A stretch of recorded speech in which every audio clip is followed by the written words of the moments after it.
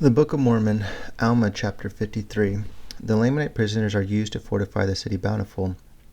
Dissensions among the Nephites give rise to Lamanite victories. Helaman takes command of the 2,000 stripling sons of the people of Ammon about 64 through 63 BC.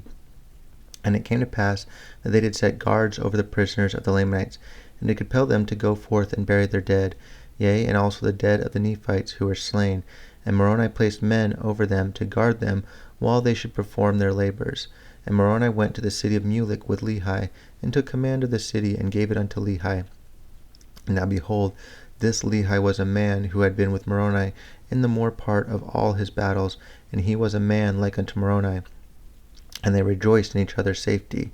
Yea, they were beloved by each other, and also beloved by all the people of Nephi.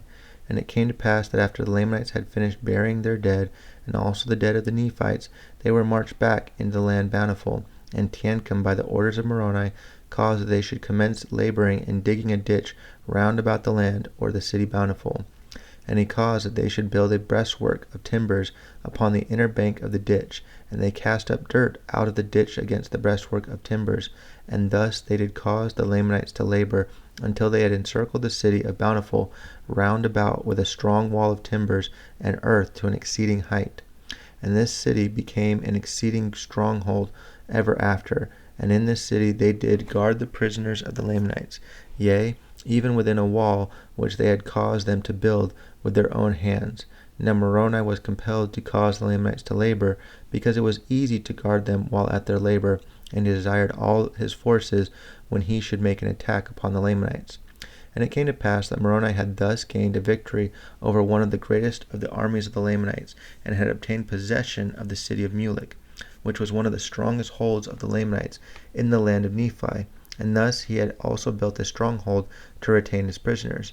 And it came to pass that he did no more attempt a battle with the Lamanites in that year, but he did employ his men in preparing for war, yea, in making fortifications to guard against the Lamanites, yea, and also delivering their women and their children from famine and affliction, and providing food for their armies. And now it came to pass that the armies of the Lamanites on the west sea south, while in the absence of Moroni, on account of some intrigue amongst the Nephites, which caused dissensions amongst them, had gained some ground over the Nephites, yea, insomuch that they had obtained possession of a number of their cities in that part of the land. And thus because of iniquity amongst themselves, yea, because of dissensions and intrigue among themselves, they were placed in the most dangerous circumstances. And now behold, I have somewhat to say concerning the people of Ammon, who in the beginning were Lamanites, but by Ammon and his brethren, or rather by the power and word of God, they had been converted unto the Lord, and they had been brought down into the land of Zarahemla, and had ever since been protected by the Nephites. And because of their oath, they had been kept from taking up arms against their brethren, for they had taken an oath that they never would shed blood more, and according to their oath they would have perished, yea, they would have suffered themselves to have fallen into the hands of their brethren, had it not been for the pity and the exceeding love which Ammon and his brethren had for them. And for this cause they were brought down into the land of Zarahemla, and they ever had been protected by the Nephites. And it came to pass that when they saw the danger and the many afflictions and tribulations which the Nephites bore for them, they were moved with compassion, and were desirous to take up arms in the defense of their country. But behold, as they were about to take their weapons of war, they were overpowered by the persuasions of Helaman and his brethren, for they were about to break the oath which they had made. And Helaman feared lest by so doing they should lose their souls. Therefore all those who had entered into this covenant were compelled to behold their brethren wade through their afflictions in their dangerous circumstances at this time.